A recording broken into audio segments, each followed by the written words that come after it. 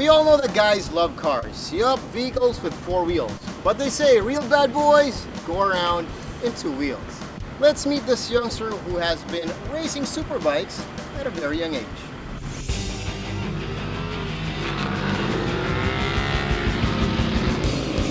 The sophisticated Peugeot RCZ is really helping Sam impress his date. It's a real eye-catcher. Just like these big toys during the Ducati Cup at the Clark International Speedway. Maybe I should try doing this too. I mean, go from a gorgeous car to an extreme superbike. Don't be surprised if one of these days I will be racing on a superbike.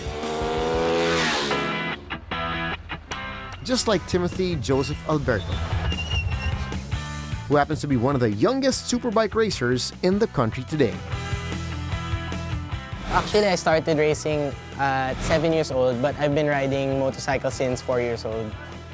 TJ, as most of his friends call him, is a Ducati Novice Class champion. It is no wonder that racing runs in their blood. His father, Toti Alberto, was a two-time superbike champion too. So I think it's really something different. Most sports, say basketball or football or soccer, you can do it anywhere. It's simple, you just have a ball. But this one, I think it's really different kind of sport. To date, Ducati features the largest piston among their superbikes.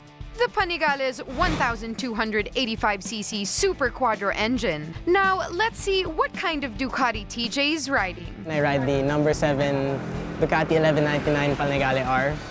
So it's a 1199cc, or in car terms, 1.2-liter engine. Ducati superbikes can actually go over 300 kilometers per hour, but that's not the best part. The best part is that in first gear, you can reach over 160 kilometers, so that's crazy. In that short span of time, I think it's like in 2.2 seconds you can reach 160, and in maybe 10 seconds you can reach top speed. In the early years of Ducati, they were dubbed as the Ferrari on two wheels. And why not? Their racing motorcycles used to carry a symbol on their side, a horse identical to the Ferrari car emblem. And the first bike to have this emblem was the 125 triple camshaft Desmo of 1956, which won the Sweden GP of that year. So, why do they have the same as the Ferrari? Well, in 1956, the Ducati head engineer, Fabio Taglioni, honored the top fighter of the Italian cavalry, Francesco Baracca. During the war between Austria and Hungary in 1915, Baracca, who is also a pilot, painted the fuselage with a black horse on a white cloud. And how about the Ferrari carrying the horse symbol? Well, years after Baracca's death, his mother, Countess Paolina Biancoli, donated the symbol of her son to Enzo Ferrari as a good luck piece. Enzo Ferrari was the founder of the popularly known supercar brand Ferrari. That is very interesting history, Sam. And right now, TJ's gonna show us some of the tricks that he learned in the sport.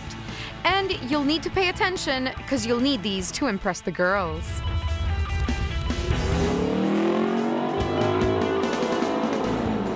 First things that you learn how to do, which can also be considered like a technique or trick, is called knee sliding. Like you see riders, like they're hanging off their bike and then they're dragging their knees. Well, there are other stunts like called wheelies and endos. A wheelie is like when you're riding just on the rear wheel of the bike with the front wheel in the air.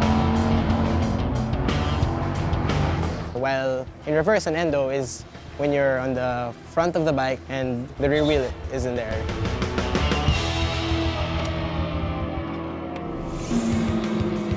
So what do you think, Sam? You know what, Rian? I'm actually happy with car racing. I can't really imagine myself doing wheelies and endos.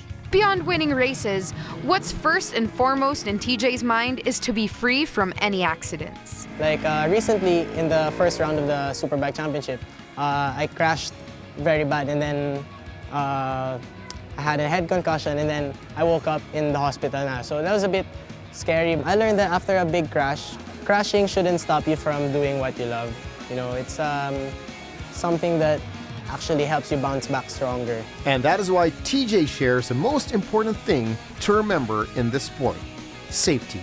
In superbike racing, we have the suit, the helmet, the gloves, and the boots. And also we have a back protector.